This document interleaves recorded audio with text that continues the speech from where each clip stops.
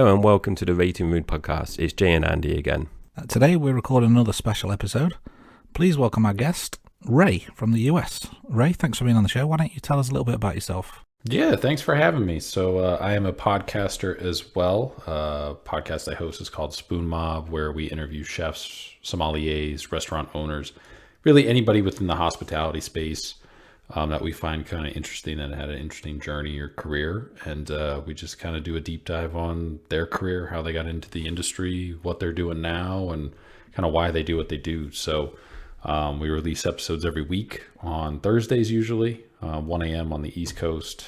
So they hit all the platforms and everything at the same time pretty much. And you can check us out either our website, spoonmob.com, or just search Spoon Mob on any social media or podcast platform. You'll be able to find us. Click the follow button and all the new episodes will download straight into your feed. But yeah, happy to be here. I'm excited to talk about non-food. Didn't get a whole lot of opportunities to do other subjects here or there. So I'm pretty excited to deep dive into something else for once. Yeah, so continue with the theme. Obviously, we're talking about James Bond, and as we've done with a few of the guest episodes, we're talking to James Bond superfans. So I'm going to kick us off, Ray. So a nice easy one for you. What is your earliest Bond memory? The earliest one I have is here in the U.S. I don't remember if it was AMC or Turner Classic Movies or something, but back when I was a kid, they used to do James Bond marathons, and they would do it for like a month. And then every night they would basically premiere, the next one in order. So they'd start with the first one, and then the next day they would run the first one and then premiere the second one at 8 p.m. And then the third night you'd be 4 p.m. and 6 p.m. and the new one would drop at 8. So they would do that. And they do it like every year in the fall. And it was usually, I think, kind of timed with whatever the latest, newest James Bond film was going to be coming out. So that's how I wound up seeing a lot of them. It was just they were on TV and there was just like a month-long marathon going on. And they don't do that anymore that I know of, especially with, streaming and everything like that. That was kind of my first exposure, was just finding them all through just this marathon and watching it with my parents when they would have it on TV. So a quick follow-up question there, Ray. Apologies, I've not been to America. So Andy, you might know this because you've been to America at least once. When you watch the Bond films on, AMC or TCM, do you get adverts, or is it just like if you're streaming it? Because over here we have Sky Movies and other TV channels. So if it's on terrestrial TV, they would have adverts. But if they're on something where you have to pay, there's no adverts. What about with AMC and TCM? Yeah, back in the day there was advertisements, different commercials and stuff like that. Now, if you can find, depending on what platform it's on, what device you're going through. So like right now, there's a handful of the James Bond movies are on HBO Max, so there's no commercials. But then there's a couple, I think, on what's called Paramount Plus, which is like the CBS Viacom kind of parent app. And those, depending on like what your tier is, some have commercial breaks in there. Or if you have like the ad-free tier, then you don't. So now it just kind of depends on what app you're subscribed to and if any of the movies are on there.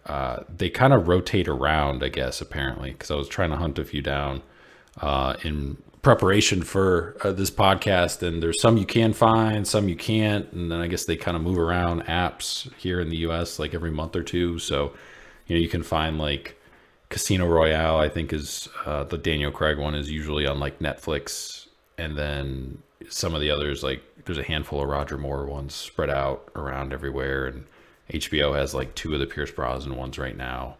But then if you want to watch a specific one, you might have to like actually rent it, so it just kind of depends. Yeah, that's very similar to what we have in the UK. We have so they're all on Amazon Prime in the UK, but you have to rent them all bar the latest one, which is the only one that is included in the Prime subscription, which is very odd. And then occasionally we'll get them on ITV, which is terrestrial TV, but that's again with commercials interrupting sort of every 15-20 minutes. But it's interesting you mentioned in terms of how you found them, because Jay and I have talked about this on previous episodes. Back in the sort of mid to late 90s, they seemed to play them in order, one per week. and it was a big talking point in the school playground the next day. They would watch. I think it was like on a Wednesday night. So then Thursday morning, it was all, "Oh, did you see the James Bond last night?" And it kind of became a thing from there. So it's interesting to see how people either stumble upon them or search them out. So let's talk about which is your favourite. There's 25 to choose from. What would you say is the one that stands out above all others? Yeah, I think my favorite is Casino Royale with Daniel Craig. It's his first movie, and I think it's just because it's really up to date in the fact of just the style, the fight scenes and everything, but it's pretty grounded. There's not a whole lot of flash to it, really. There's not, he doesn't really have any gadgets or anything. I mean, he's got the car, he's got the defibrillator, he gets mailed a gun. He's got a cell phone, which, that movie, I think it was like 2005, right? So cell phones were just becoming popular here in America to the point where like it was common to see somebody with one. I think he had like a Sony Ericsson, which I don't even know if they make that anymore. And yeah, I think it was just his performance was just very almost stoic in a way. He didn't really have any of the quips or kind of too much of the banter or anything like that I think everybody was accustomed to. It was a little bit more serious, even with kind of the tone and everything too as well. It was a little bit more straightforward, but I think that was also what made it so refreshing was, because a big thing was the James Bourne movies, especially the first one, kind of changed a lot of action movies. And you could see it, and you can see the influence that movie had on this. And I believe they actually had the same stunt coordinator, or at least the same fight scene coordinator for both those movies. So there's a lot of similarities in how it's shot, with just being a lot of the up close fight scenes, hand-to-hand combat, the quick cutaways, the quick little bit of a shaky cam in there, but not too much. So I just think it's also cool with the person that you think is the main villain, he winds up getting killed really about 45 minutes before the end of the film too, which is not something that normally happens in a James Bond film. Usually they make it all the way to the end. That's like the last 5 minutes, and then it's kind of roll credits. So you didn't really even, the whole time you're following, the villain, and it's like, oh, well, there's something kind of bigger going on. Like, are they going to continue with that story, or is this just kind of like the end of this film, or how are they going to do it? And obviously they wind up kind of spreading that across all 5 of the Craig films. But yeah, I just think overall it's just it was a really good kind of almost refresh or reboot for James Bond, which I think with some of the Pierce Brosnan films, he suffered from having kind of bad scripts. I think Pierce Brosnan was great, but the scripts around him and the cast of characters around him were not kind of up to par with, I think, what everybody would have liked or would have expected. And then once you get to the Daniel Craig one, it's kind of like, oh, okay, this is a completely different thing. It's a little bit more serious. It's a little bit more just the overall tone. Like even the action scenes and everything, they all feel kind of real. Like obviously they're using wires and stuff like that, but the CGI is really well done too, and I think that's another thing that Pierce Brosnan's film suffered from, was CGI was just becoming a thing. So there's a lot of different parts where it's, when you're windsurfing on a tidal wave with icebergs in there, it gets a little ridiculous, and they took all that stuff out and they kind of made it a little bit more of a traditional action film, which I think worked really well.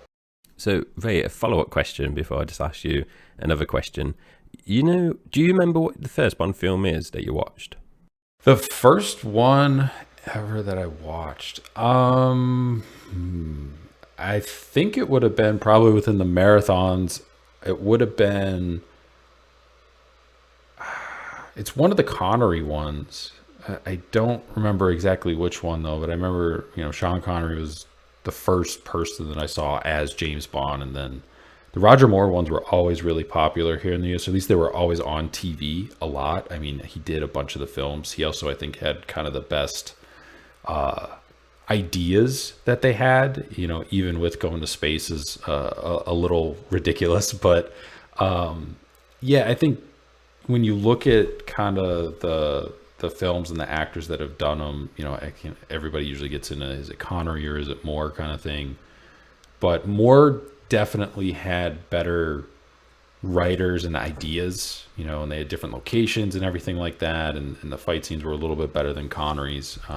They still weren't great when you watch them. I mean, granted, it's, 40, 50 years old for some of those films now. But yeah, the first one it probably would have been Dr. No, I think. But yeah, I mean, I remember seeing since, all the Pierce Brosnan ones, I think GoldenEye was like, yeah, ABC did a like movie of the week thing, and that was the first time they premiered like GoldenEye on national television. So this is kind of before, this is before DVDs. So, it was just VHS where you could buy a movie at home, or you saw it in the theater. So anybody who didn't see it in theaters, they premiered it on like ABC on a Saturday night at like 8, I think. And that was the first Brosnan one that I saw. And then I saw the next 2 in theaters. Tomorrow Never Dies, and then The World Is Not Enough. And then I think Die Another Day I saw on a plane, when they were showing movies on a plane, when they would drop like the screen down and everything. And you could plug in your headphones and turn to channel like 3 or whatever, and everybody had to watch kind of the same movie. And then the Craig one I think I saw on DVD, the first one, Casino Royale. And then Quantum I saw in theaters. And then I think the next 2 or 3 were all just kind of as they got released to streaming video or DVD, kind of when they came out. But yeah, so yeah, to answer your question, the first one I think, thinking about it, is probably Dr. No with Sean Connery. Okay, so you started from the beginning then. So you've just told us what your favourite Bond film is, and the earliest, the first one that you saw. What about the worst Bond film, in your opinion, and why? I'd have to say it's... unfortunately, it's probably through no fault of his own, George Lazenby, when he does On Her Majesty's Secret Service. I think everybody forgets that movie was even made. Honestly, like, I don't think, if you asked anybody on the, who's all played James Bond, I think people would forget that he even did a film. He's an Australian actor, or at least he was born in Australia, I believe. Apparently is like a great guy. I mean, he did a Jim Jeffries show that was on for a couple years.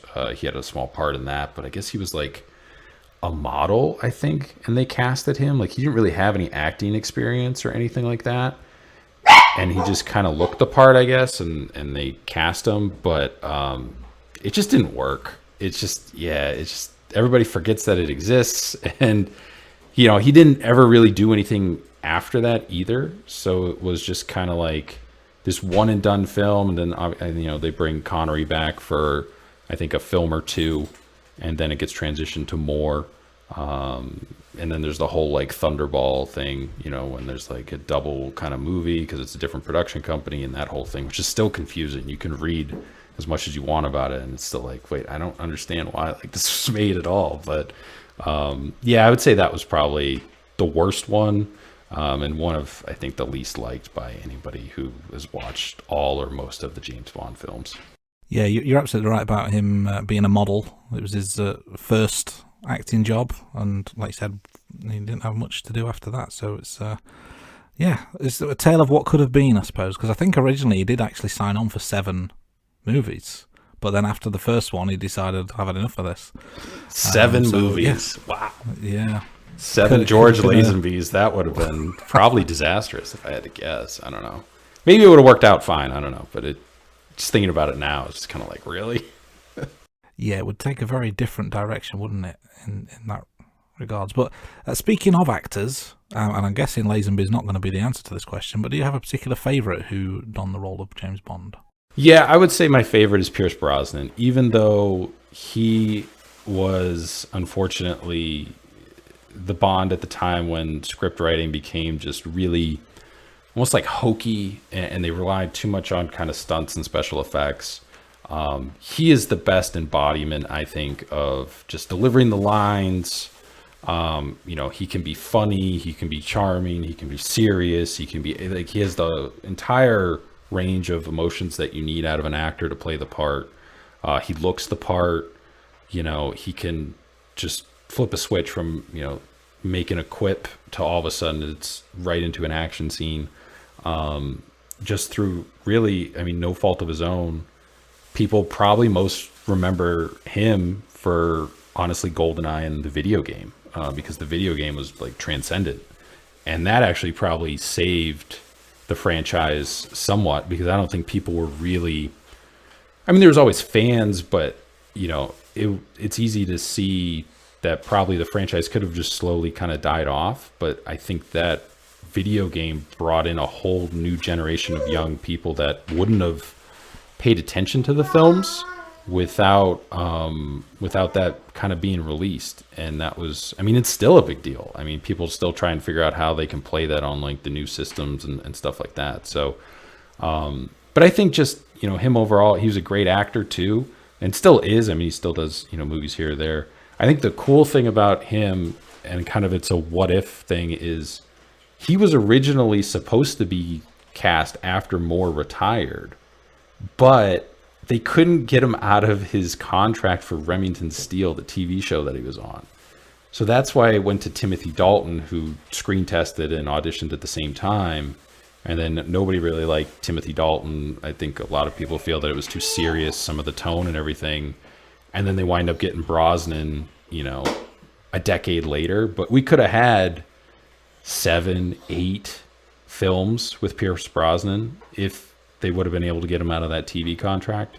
Because he would have done, you know, the 2, but then there's like a 5 or 6 year gap between the end of Dalton and the start of Brosnan. So that's at least another 1 or 2 movies that they would have been able, because they were doing them like every 2-3 years, pretty much like clockwork. So he could have done 7 or 8. But yeah, unfortunately, it didn't work out that way. And you got the 2 Timothy Dalton ones, and then the 4 Brosnan ones. But and I guess they were trying to do a 5th one with him too, and it just never materialized. I don't know, the script or whatever never came together, and it never happened. But he was kind of on a one-off deal to potentially do a 5th one, and just, I don't know if it was because his last one kind of underperformed or what, but it just never materialized. So they only did the 4. So next question for me, Ray. We talk about theme songs in our main podcast season. So do you have a particular favorite theme song? This one was kind of tough to figure out, because there's a lot of iconic theme songs. But I don't know if you would actually want to listen to any of those like all the time. So it's probably an unpopular pick, but Brosnan's last film, theme song for that, Die Another Day, it's a Madonna song. It's completely overproduced. It is like synthesized. It's very electronic. If you didn't even tell people that was a Madonna song, they probably wouldn't even know. Just because like you can't really tell by vocals or anything like that. But it's catchy, and it just kind of works. And it's, you know, when you hear it, you're just kind of like, oh yeah. And, you know, I'm sure that's not a high pick from anybody by any means. There's a lot, like I said, more iconic ones that have been done. But if I had to pick one to like listen to multiple times, I would go with that one, just because it kind of transitions from, you know, these kind of classic orchestra heavy ones that they've done in the past, and then it's kind of the new age, and they kind of lost their way a little bit since then with some of the people. I mean, I think they had Jack White did one. I think Chris Cornell might have done one too, and I don't remember if one of the Brosnan ones was the band Garbage did they do one. So there's a lot of weird musicians that they've gotten to do ones. And then I don't think there's like really another big one until Adele does hers, you know, Skyfall. That one's, you know, obviously huge. But yeah, if I had to pick one to just listen to a bunch of different times, I would pick that one, just because you can hear it, you can enjoy it, you can forget it, and it's just kind of it. It's an interesting pick, yeah, for sure. And we'll delve into the music a little bit later when we do some top 5s. But we can't talk James Bond without talking Bond girls. Now, there's been many over the years, but do you have a particular favourite? Yeah, I picked Eva Green, who plays Vesper Lynn out of Casino Royale, the first Daniel Craig movie. I thought she was one of the first times where somebody is standing toe-to-toe with Bond in the back-and-forth conversation.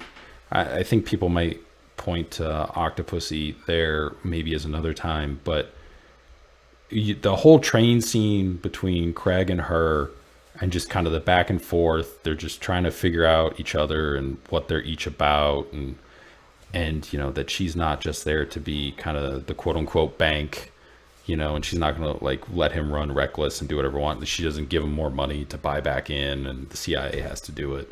I thought she was just really good. I thought she was kind of a unknown actor too. But I mean, they kind of mostly cast unknown actors in that film, and I think they did that on purpose. They didn't want anybody to be have to carry the film. They want to kind of focus everything on Craig, you know, for the next 4 or 5 films that they were going to do, which I think was a smart thing to do, casting choices. But I thought she was great, and she's done some stuff, you know, since then. I think she was in some sort of like fantasy movie. You know, I think that she kind of played the villain. I think it was like wasn't it like the Angelina Jolie like take on like Snow White or something like that? I think maybe she was in. But she doesn't. I mean, I'm sure she's done other stuff too since then. But it would have been cool if they would have able to, you know, roll her over into the second film. But obviously, you know, they had their reasons and forcing kind of the script to go the way it did, and developing Craig's character and everything. But I thought she was great. I thought she really embodied the character, and like I said, she just kind of held her own on the screen with Craig, and that's not something that you normally see with James Bond versus whoever the Bond girl is in the film. Usually it's just, you know, somebody who they cast who just kind of looks the part. I mean, I think they had Denise Richards playing like some sort of scientist. So that was like, it's a little bit of a stretch, but you know, that was, you know, Halle Berry was in one of them. And there was a whole bunch, but you can kind of point to Casino Royale as kind of how they changed that, and they changed it up in how they were casting that role in the films. And she was the first one. I think she did an excellent job when she was in there. Yeah, while you were just talking there, Ray, I quickly Googled Eva Green, because she's someone that, in the UK, at least, because I believe she's French, she is quite, I would say she's quite famous, but she's not actually been in that many films. The TV role that she's probably most famous for is Penny Dreadful. So I don't know, that's big in America. Showtime show, yeah. I think it was on for like a couple years, 3-4 seasons maybe, something like that. But it was on like a premium cable network here, so I don't know how many people actually saw it. Yeah, and she's done Sin City, 300, and then, you know, I think the film before Casino Royale that made her quite popular is the Dreamers. But yeah, I'm surprised that she's not actually been in more films, because I think she's quite well known over here, but it might be because obviously she's European. Anyway, next question from me. We've talked about your favourite Bond girl, favourite Bond actor theme song. Now, and a key component of a Bond film, and this can make or break the film really, is the villain. So do you have a particular favourite villain? This could be the main villain or a henchman. So my favorite villain is Christopher Walken in A View to Kill. He's a great actor. He's notorious for not saying... apparently he doesn't say no to anything if he's asked to do it. If they come and ask, like, hey, would you play this part? Like, he'll do it, I guess. Is kind of how he's always approached his career. And which is surprising because, I mean, he's been in a lot of films. I mean, he's been acting since like the 60s, but you don't see him in everything either, even with that approach. So I don't know if people are just scared to sometimes pitch him a script or what, but this part for him, like, he plays pretty straight at the beginning before he kind of really starts to dial it up. And it's just fun towards the end, you know, because how he dies, you know, he basically gets thrown off the top of the Golden Gate Bridge. But you could, if you wanted to really stretch your imagination, pretend that like he survives the fall, you know, escapes from San Francisco and then makes his way to New York and then reappears in, you know, Batman. And because he's kind of in Batman Returns, I mean, his character's still named Max. I think it's a different last name. But he's more dialed up, but it's still the same kind of dialed up. And it's, so you could see how he got to the Batman Returns character, how he probably pulled from this villain, the Max Zorin, which it's just, he's in a couple scenes, with more early in the film. There's a quick couple, 1-2 lines back and forth. That's it. They really kind of keep their distance for most of it until, they capture him in the, I think it's like the horse racing scene at the end of that. And then, they have the whole underground, mining set and everything, and the overlap there. And then obviously the blimp, which is such an iconic thing. I think most people recognize the blimp from either, the Hindenburg disaster or kind of the James Bond film. The blimp hasn't been used too many times in too many films or TV shows. So it's a pretty iconic thing to put in there, especially as a henchman or villain kind of vehicle too, as well, on how he's, going to make his escape or whatever. But, and he was, also a big name actor too. I mean, he did The Deer Hunter, which I think he won an Academy Award for. And that was kind of in the 70s too. So, it was Moore's final film. And they kind of got somebody who was well known in Hollywood, who was kind of right in their prime almost, to be kind of the central villain. And I think that brought in viewers too as well, who maybe wouldn't have gone to see the film. Maybe Moore wasn't their favorite Bond, and even though with it being kind of his last one, I think people probably went to see the film just because Walken was in it too as well. And I think he played a great part, and he's one of the more fun villains. There's a lot of good ones, there's a lot of bad ones, but I think he's my favorite by far. Yeah, he's been in a variety of things. Great actor. You mentioned as part of that the horse race scene, which I actually called out as my favorite scene of the whole movie, A View to a Kill, which brings me on to my next question, which is, on the main pod we talk about what our favorite scenes are from each film.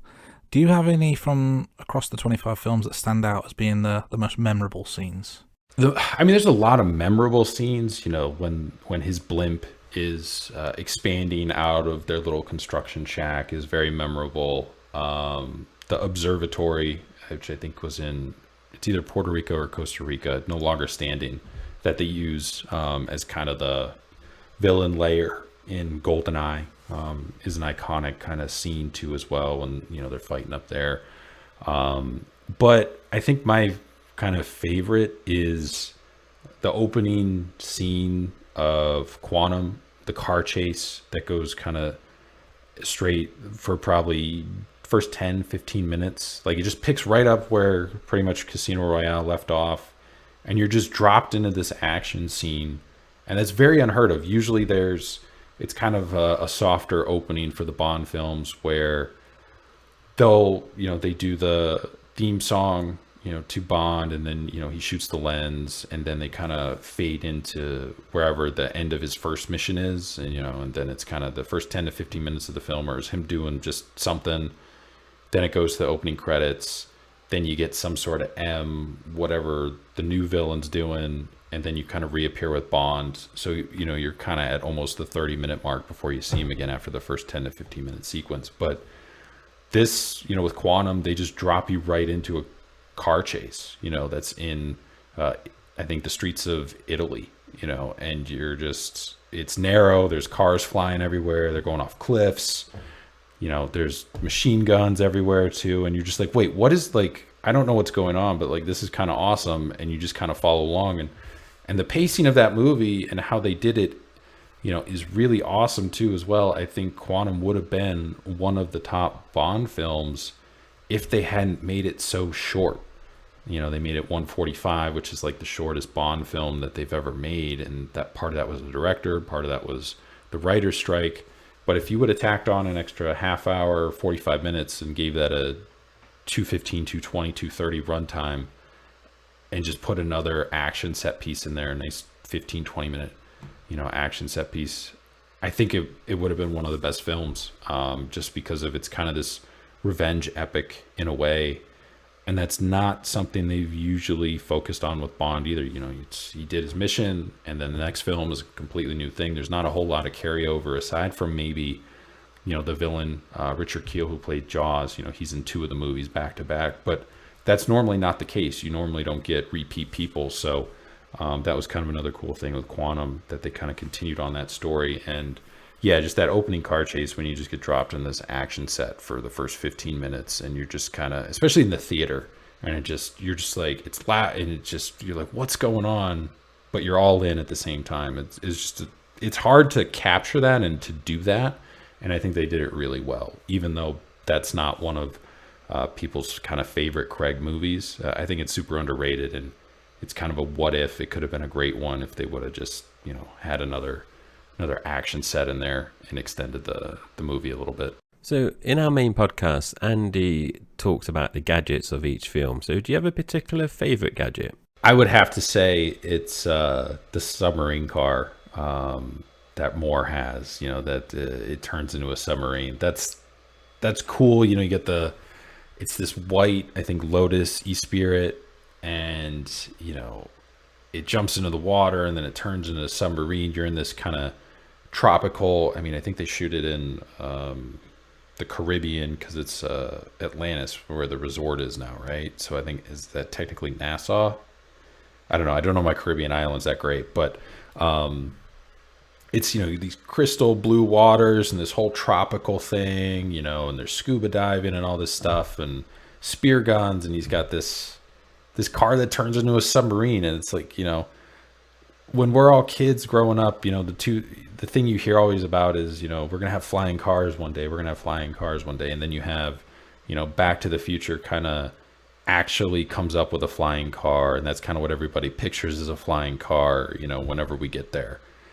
And the inverse of that is having a car or vehicle that turns into a submarine. There's people that have, waterproofed them so you can drive them on rivers and you make your exhaust come up through the engine or whatever. But to have it like transform into a submarine in water is just, that's stuff of like kid lore. And you look at all the action toys, Transformer toys or whatever, things turned into other things or building things. And that's something that every kid was like either trying to find or trying to build with whatever they had. And just the concept and the idea of it just kind of resonated with anybody who saw it, who was probably under, in their teens or younger. And when you see it, it's still kind of that thing like, that'd be really cool to have. Like if you could have one thing, like, yeah, I want a car that turns into a submarine.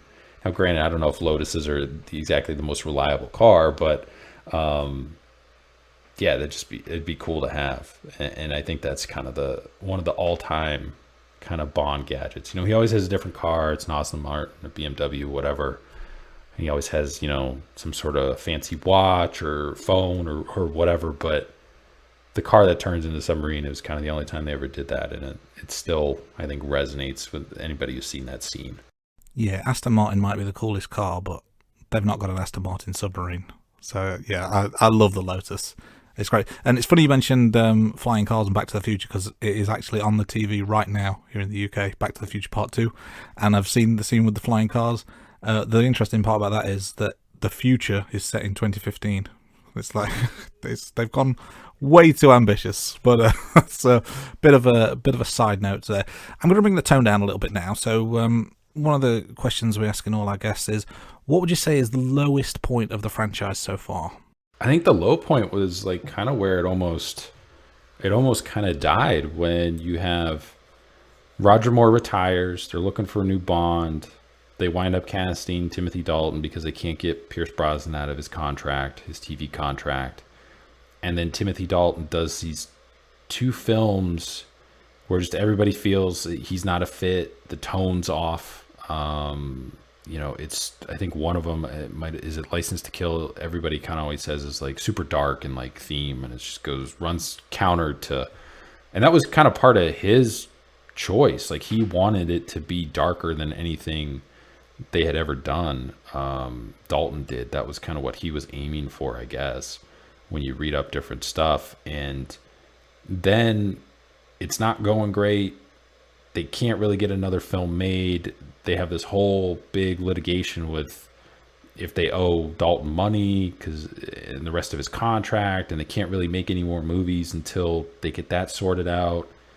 And they don't really, I think Dalton's second film is 89, and then Brosnan's first one is 95, 94, 95. So like there's a 6-year gap, 6-7 year gap between the two films. And, they lose out on making at least 2 films in that time period with somebody as an actor, either one of them, either Brosnan or, Dalton. If Brosnan would have started sooner, or Dalton would have completed his kind of deal.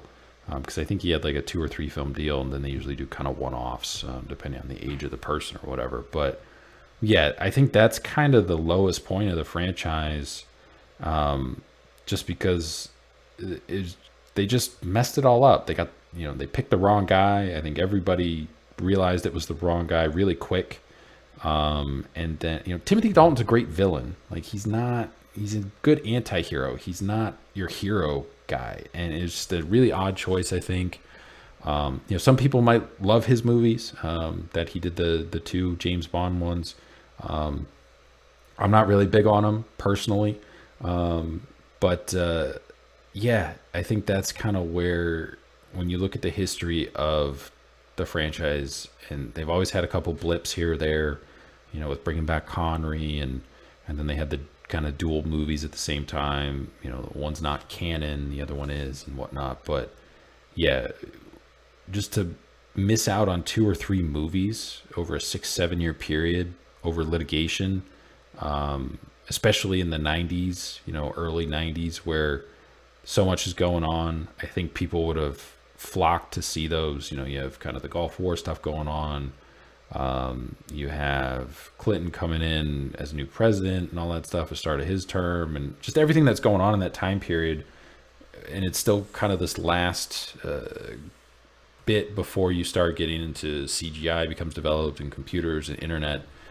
I think they really missed a chance to have something special in there, kind of this last kind of grab before eras changed.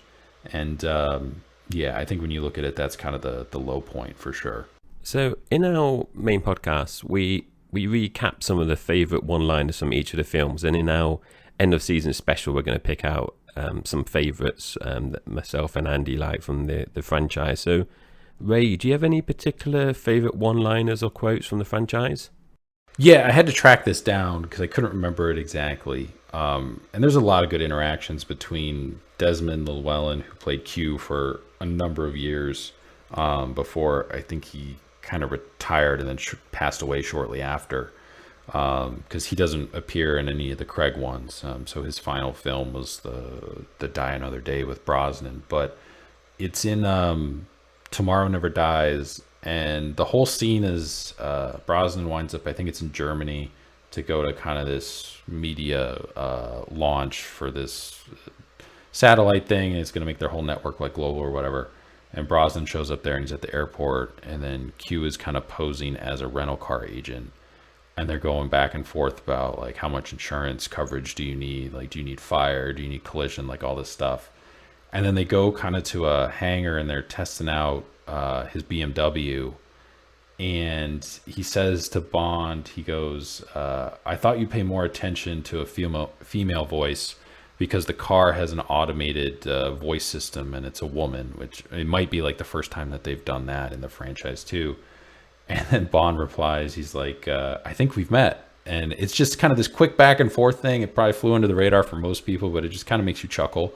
And that was the embodiment of all the scenes between those two, between Brosnan and Llewellyn. It was just back and forth, and you could tell that they were both, the way they were delivering their lines, they were both trying to get the other person to like smile on camera and kind of break. It's kind of like that Saturday Night Live thing, when they're doing the live sketches, and you try and get the other person to like have to turn away and like smile. And I think that's what they were doing with each other. And it's just some fun scenes that are thrown in the middle of, an action movie. And it's when Desmond Llewellyn's not in there for probably more than 5 minutes of screen time a movie. Like, he's probably only has like 10 lines in the movies that he appears in. But when you see him on screen, especially towards the end, because he's in so many of them, you're just like, cool. Like, he's still here. He's still back. They didn't recast him. And you keep watching and keep watching. Then obviously, he retired from acting, and then, like I said, shortly passed away. But but when everybody thinks Q, like that's him. They might not know his name, but as soon as you see his face, you know who it is. So I think, you could pick any of the back and forth quotes between him and Brosnan, but that's the one I went with. I thought it was just kind of funny and probably something that most people didn't pick because they probably didn't catch it the first couple times. Yeah, the dynamic between Bond and Q is something we talk about quite a bit. And I think you're right in terms of how Brosnan and Llewellyn interact compared with, say, Moore and Llewellyn. Because in the earlier films, or maybe with Connery as well to an extent, it's almost like a teacher-pupil type dynamic, and Bond's the naughty boy. Whereas with Brosnan, they're almost a little bit more on the same level, like friends and colleagues, as opposed to like that kind of master-servant or teacher-pupil type thing. So it's a good call-out. Something else we talk about on the main pod are the differences between movies and the Bond books. Have you read any of the books, either the Fleming ones or the more recent novels? No, I tried to read some of the Fleming ones, but I think it's just weird after you've seen the movies to go back and read the books. At least for me, it was. Other people might be fine with it, but once you've seen the movies and then you kind of read the books, it just feels odd, and you're trying to like almost picture the actor that you saw in the movie saying the lines or doing the actions in the book. And for me, it just didn't quite mesh up. I know there's a lot of different kind of almost short stories too that he did that they've pulled, or combined different themes or different parts to make a film too as well, if they weren't lifting it straight from kind of his books and everything like that. But yeah, I never really got into the books. I haven't tried, in a long time. I don't know if I will ever kind of go back to that. And now I don't know how much they pay attention to the books as a source material. I don't know if they'll bring that back or if they've kind of gone away from that. They used to stick, at least with the Connery ones, I think we're pretty close to the books.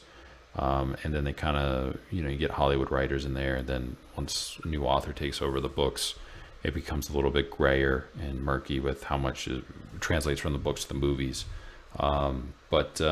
Yeah, and I never got too much into the books.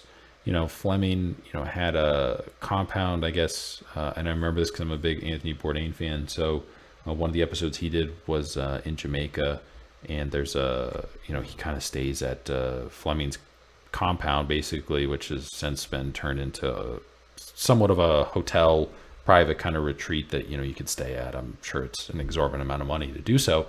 But, it's right on the water in Jamaica, and that's, I guess, where he wrote some of the novels that he did and everything.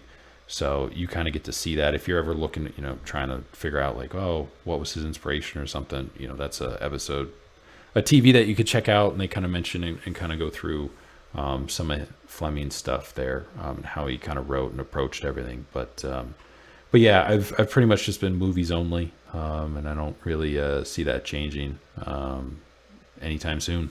Yeah, it's interesting. My first exposure to Bond was through the movies, and then I subsequently have read the short stories, and I've not really read many of the novels. I think one of the more recent ones, not a Fleming novel. Short stories were interesting, but generally speaking, to your point around, do you read the book first or go to the movie first or vice versa, I find it's a bit of a strange dynamic. I tend to find if you read the book first, you're more often than not disappointed by the movie or the TV show because it doesn't fit your imagination. Whereas the other way round, I find it a little bit easier to separate the two and treat them as the book is one thing, the movie is another thing. But yeah, for me, Bond is a movie franchise, not a book franchise. But that's just my thought. No, I agree with you, Andy. So at the time of recording, they haven't announced the next actor who's going to play Bond. So, Ray, as of today, who do you think should play Bond, and why do you think they should play Bond? Yeah, there's a lot of different lists. I mean, you can Google it and they'll come up with 25 guys that they think should potentially do it. I don't think the list is really that long. I think it's forming up to be who I think it's going to be, and I think it should be Henry Cavill. I think he's basically auditioned for the role through film. Out of his last couple films that he's done, He had kind of a villain arc in the most recent Mission Impossible movie. He has some fight scenes in there that are really close hand-to-hand combat, which you would need in a Bond film. He's a face that people would recognize from the Superman movies, even though it's debatable how good those actually are, in the Justice League stuff, and even though they're rebooting all that stuff and whatnot, which has become very tiresome, I think. But, everybody, I think, agrees that he was a pretty good Superman, and that was a notorious thing since Christopher Reeve, and anybody who's played him since, it was always like a big deal, and it never worked. And then they had numerous Superman movies that were in development hell that they call. I mean, there was one that like Nick Cage almost played Superman apparently back in like '98 or something like that. So I think it should be Henry. He doesn't have the Superman stuff anymore. He doesn't have the Witcher franchise anymore. He's leaving after that just because they're not sticking close to the source material. He auditioned to play Bond. He auditioned the same time that Craig did. And they actually kind of wanted to cast him, but he was too young, they felt, and that's why they didn't go with him, and they went with Craig, who was a little bit older. I think Cavill might have been in his 20s at the time that he auditioned, and now he's in his early to mid 40s, which is usually the sweet spot that they kind of want for an actor. I think his turn, even though it kind of didn't really do well, I don't think at the box office, and that was another kind of issue, mostly on the production, but The Man from U.N.C.L.E., he kind of touched on the role a little bit, too, as well, with some of the acting choices that he did in that movie. And I think if you look at his embodiment of work, I think he wants the role, and I don't think he's been shy about it, and I think he should get it. I don't see there being really any other options. I mean, people talked about Idris Elba doing it, and that would have been great 10 years ago. I think Idris Elba is too old to do it, unless they want to go for an old Bond, but then you're only going to get like 2 films. So do you want to do that again, or do you want to do the 4 or 5, films? I don't think Tom Hardy is going to do it. I don't also really see it. I think he's also kind of short. I'm not sure his exact height, but I think he actually might be a little too short for the role. But also, nobody could really tell you what Tom Hardy's voice actually sounds like. Every role that he's in, he's a great actor, but every role that he's in, he does something weird with his voice. So you don't actually know what it sounds like. And so I think it's going to be, if you put him in that role, the first film, it's going to be kind of shocking if he has to use his natural voice, because everybody's going to be like, what? This is what he sounds like? And I think it's going to throw some people off. Maybe that's a minor thing.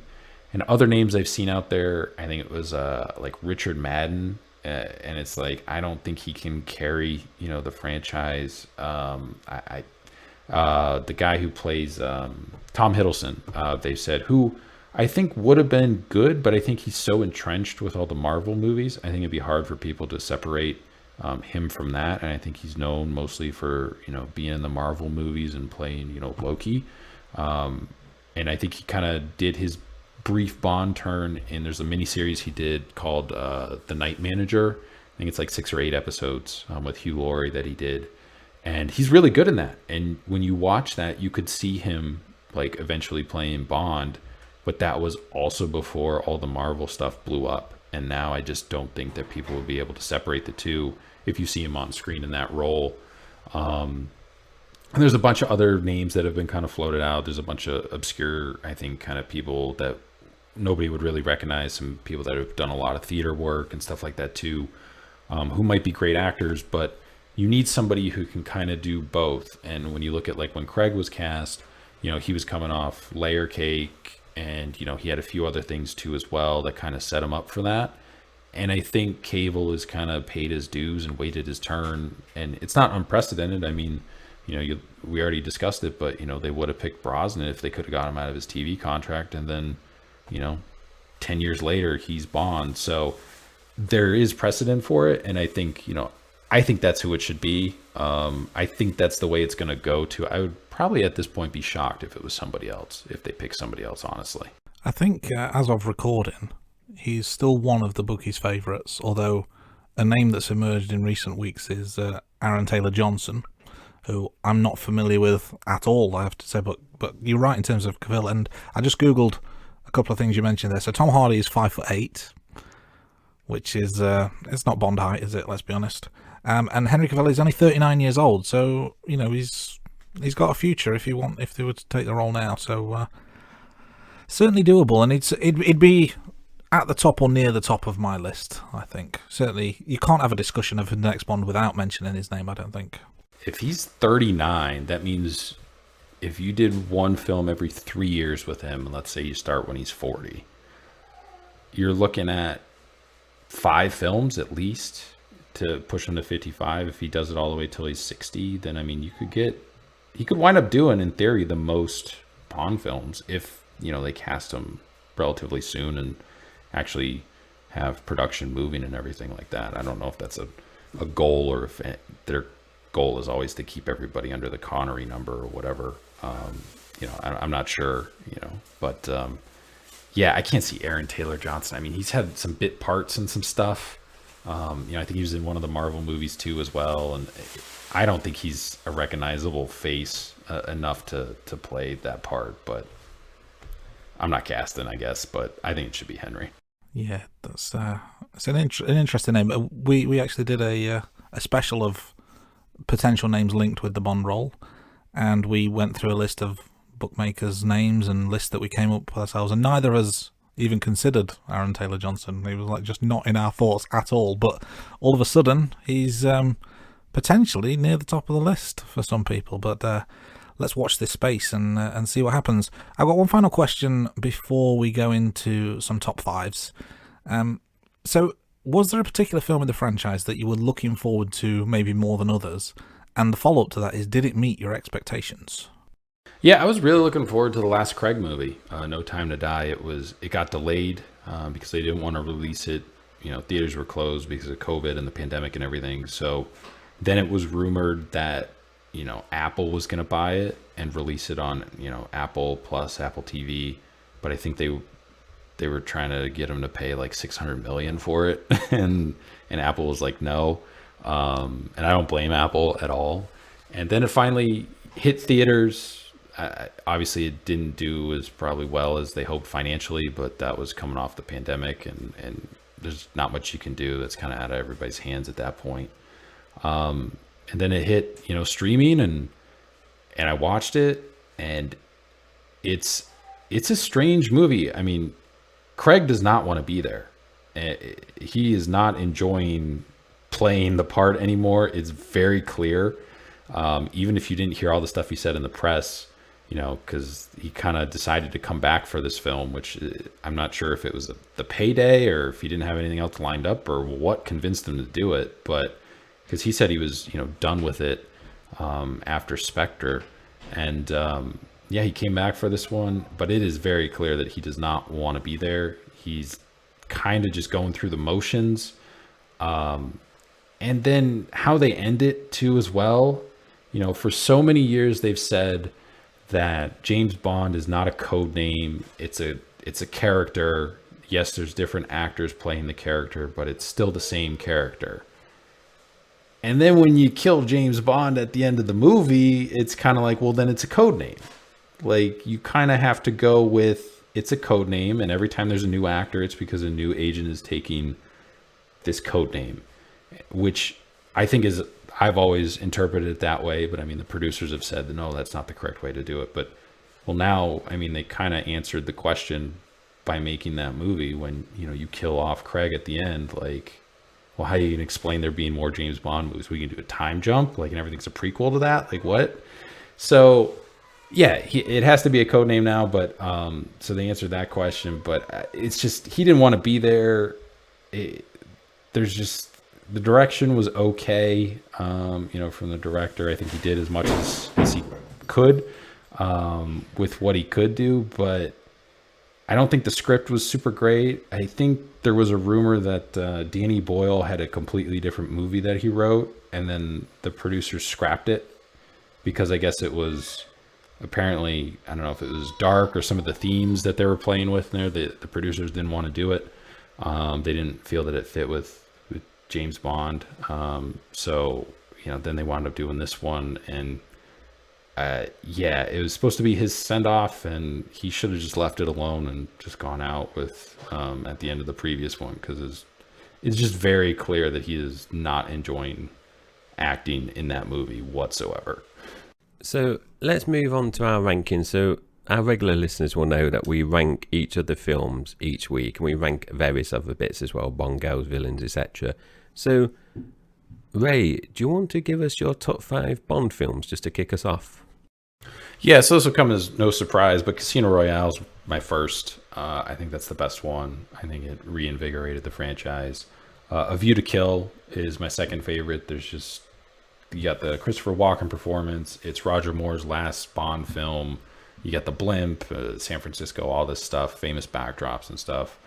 The Spy Who Loved Me, I put 3. I think everybody pretty much has seen that film, though they might like get it mixed up with, is that the correct name for that film and whatnot? But it's a very famous Bond film.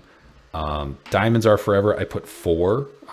I think that's another one where it's just everybody's kind of if you've seen the Bond films, like you've seen that film, and everybody, the saying, is it popular in lexicon? You know, it's transcended through the years. Everybody still kind of references, you know, just the name. The theme song was sampled, I don't know how many times, by other artists too as well.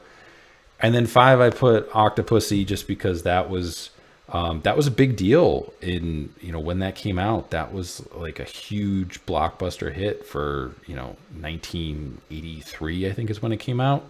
So, I mean, that was like the #1 movie for I don't know how many weeks.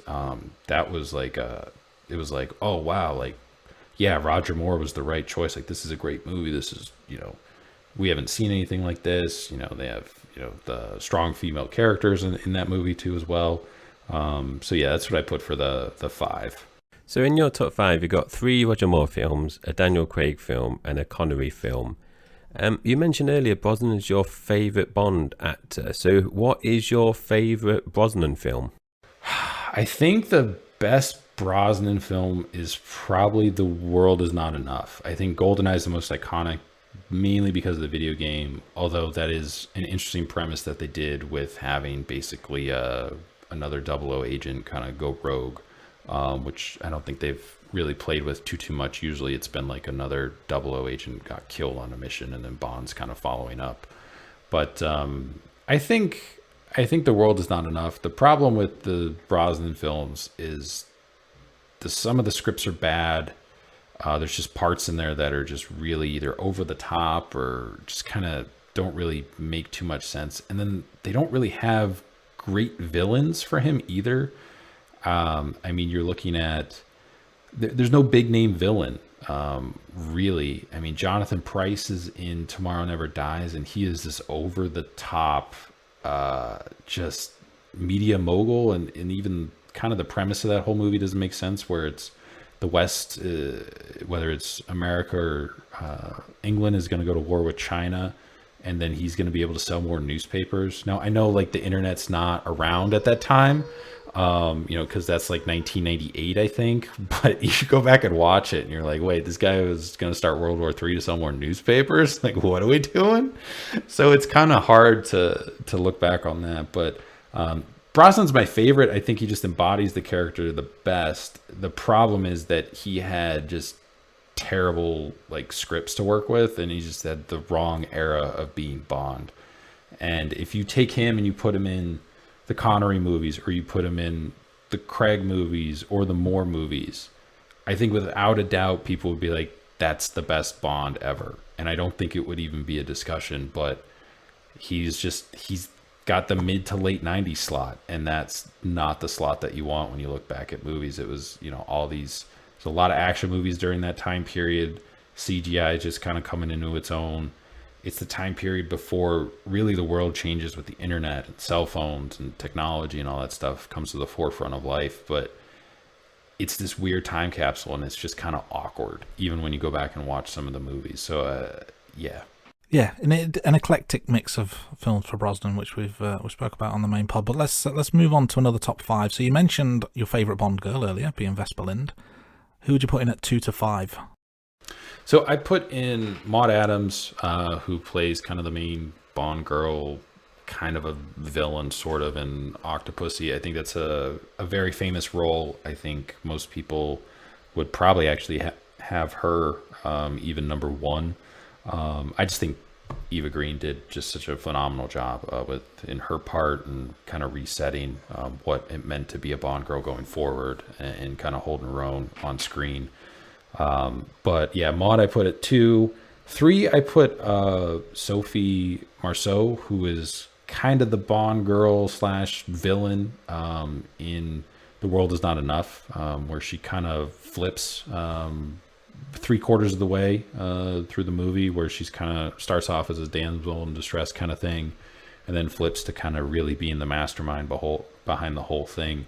And that's something that was pretty unique to see them give a female kind of almost the main villain role. I mean, they kind of hit it, but that was something that's not normal. And she did a fantastic job kind of playing both parts. I thought she was really convincing and did a really good job. Then Akiko Wakabayashi. I think she might have been like the first Asian Bond girl, potentially. But I thought she did a great job in her movie too. And then I went with Leah Seydoux, who plays Madeline Swan in it's Skyfall, and then carries over to Spectre, I think, right? I think those are the 2 movies that she's in, if I'm recalling off the top of my head. But Spectre into No Time to Die.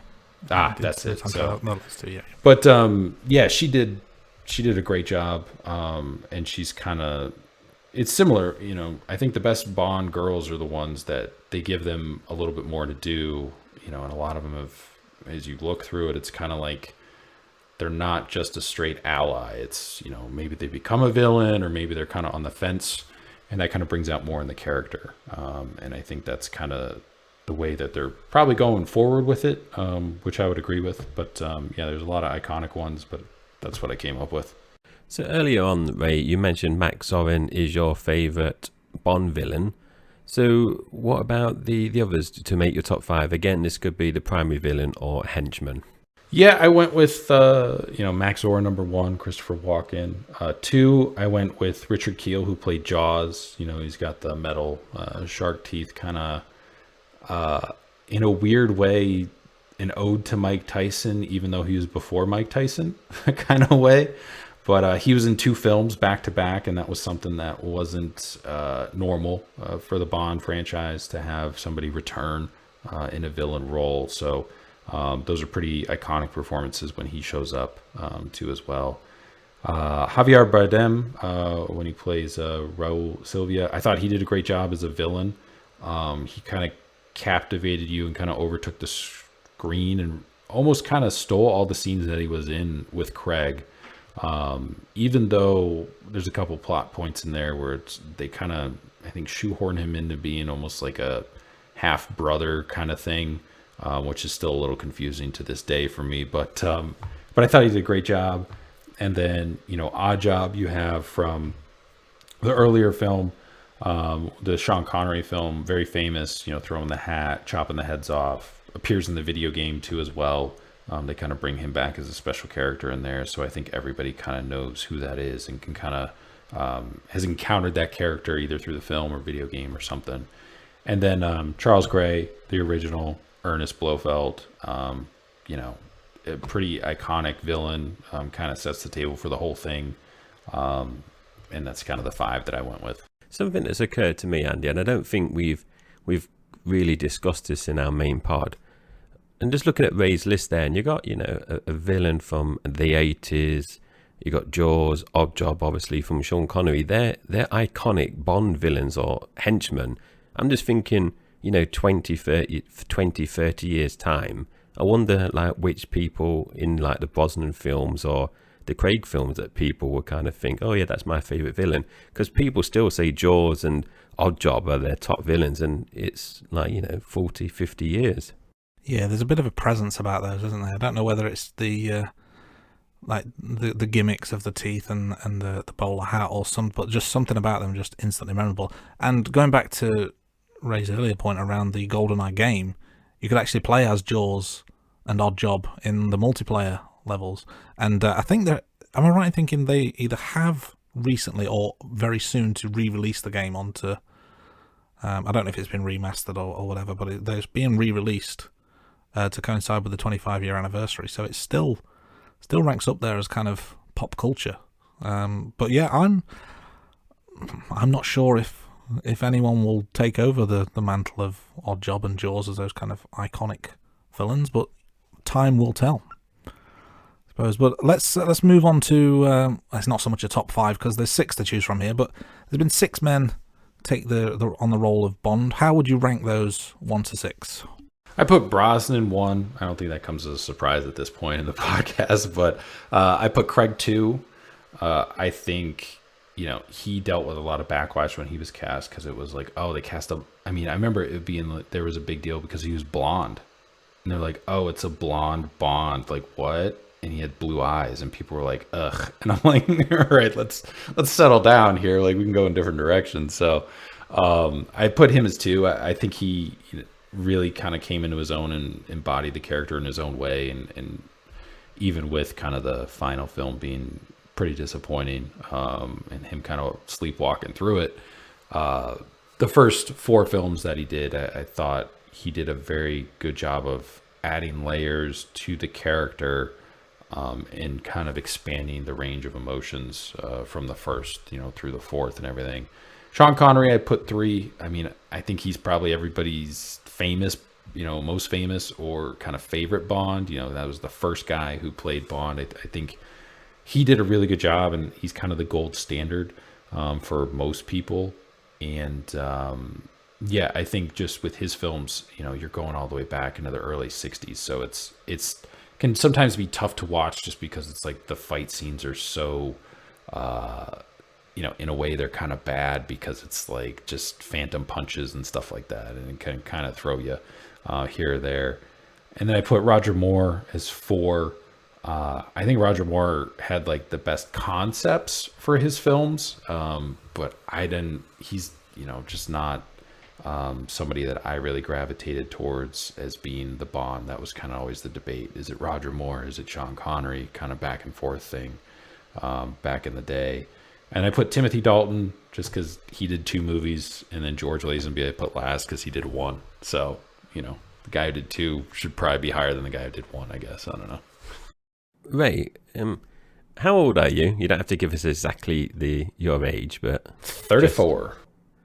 Because I had a theory before we started doing this podcast was I thought people would tend to gravitate to the Bond actor that was kind of present when they were growing up. So before we started rewatching the podcast, my favorite was Brosnan from memory, because what we did, me and Andy, we did an exercise where we listed our favorite actors, Bond actors, before we did the rewatch, and then we're ranking them as we rewatch them.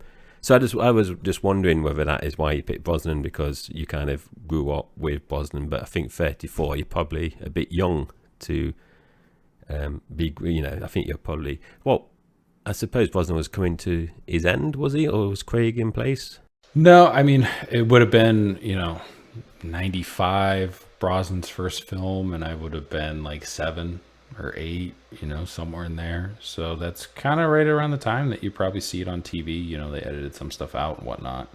So yeah, I mean, your theory, I don't think your theory is far off. I think your theory is a pretty solid one that people probably gravitate towards the Bond that they grew up with as being their favorite. Yeah, I think it was solid, Ray. But then, like within 1 minute of me telling that to Andy, he kind of dispelled that because Andy's favorite Bond goes against that. So yeah, mine forever was Connery, and then I saw Craig, and it's like, no, Craig's my Bond now. But to be fair, my probably my earliest memories of Bond would have been Connery, even though through TV, because the first one I watched in cinemas was The World Is Not Enough. And I was 15 at the time. And Brosnan, it gets difficult because arguably there isn't a bad Bond. Arguably, some people may disagree with that, but it's just that some are better than others. But my standout memory, and you mentioned, I think you called Connery the gold standard. I've mentioned him. He's the quintessential Bond. Everyone who comes, even now, everyone will be compared to Connery because he is Bond, and even if he's not necessarily people's favourite Bond, when you think James Bond, more often than not, you're going to think Sean Connery. So, interesting theory. Not much science behind it, but it's an interesting theory nonetheless. So, Ray, last question for this episode is, you've obviously mentioned Die Another Day was your favourite Bond song. So, what are your 2, 3, 4, and 5? So for 2, I put Diamonds Are Forever. I think that's a pretty iconic song. I think everybody knows that female chorus. Obviously, it was heavily sampled throughout the years, probably most famously by Kanye West, who sampled the crap out of it, like he does with all his other music. But I put that as 2. You Know My Name by Chris Cornell. I don't think people would realize that Chris Cornell is singing that song. Or I think they would realize it if you knew who Chris Cornell was. But if you didn't know his music, you wouldn't realize who it was, but I think you would still like the song. I think it's a song that you could hear on the radio and not even know that it was a Bond opening, music. So that's kind of why I went 3. 4, Live and Let Die, Paul McCartney. I think it's kind of the same deal. I think most people probably heard that song on the radio, and then later on, if they hadn't seen any Bond films and went back or whatever, discovered them, then you hear that song and you're like, oh, this is Paul McCartney. Like, this was on the radio. Like, this is also associated with a Bond film. So I think you can kind of see the inverse either way. Like, maybe that's the first time you heard the song was in the Bond film, but maybe you heard it on the radio first and then eventually kind of discovered it in a Bond film. And then 5, I put Skyfall by Adele. I think that was all over the radio when it came out, and it still is probably one of the most famous movie songs that's really been done. I mean, she's such a huge artist too. She releases an album like once every 5 years. It's like this big event, and to get her to do a Bond song, I think is a big deal too as well. So maybe that should be higher, but I just don't. It's not a song I want to listen to all the time, so that's kind of why I put it 5 out of the top 5. That's an excellent list, and you're right about Adele in terms of the star power that she now has. And I guess thinking back to Skyfall, it was coinciding with the 50th anniversary of Bond, so there's a lot of hype around the film and around everything associated with the film. So yeah, that's one of those songs where I wouldn't put it top of the list either, but it's probably going to be one of those that's going to be remembered for many, many years to come. But that kind of brings us to the end of our time today, Ray. I really want to thank you and say we appreciate the time you spent with us. Listeners out there, check out the Spoon Mob podcast. I just had a quick look through Spotify. You've got 100+ episodes to your name. Yep, we just broke over 100 a couple weeks ago. So yeah, it's been a lot of fun doing. And yeah, if you're interested in food and wine and restaurants, yeah, you should be interested in what we're doing over there. So yeah, absolutely. Check out Spoon Mob. And listeners, check out some more specials coming soon with some more Bond superfans. But in the meantime, thanks for listening, and we'll speak to you soon right here on The Rating Room. Well, that's this week's episode done. We hope you enjoyed it. Special thanks to the band Sugar Tongue for the theme tune to The Rating Room. You can find them on all the usual social media channels, and be sure to check out their song The System, available now on Spotify. You can find and message us on Twitter, Facebook, TikTok, and Instagram by searching The Rating Room. You'll find all our social media links on our website, theratingroom.com, and subscribe to our YouTube channel. Or feel free to drop us an email at theratingroom@gmail.com.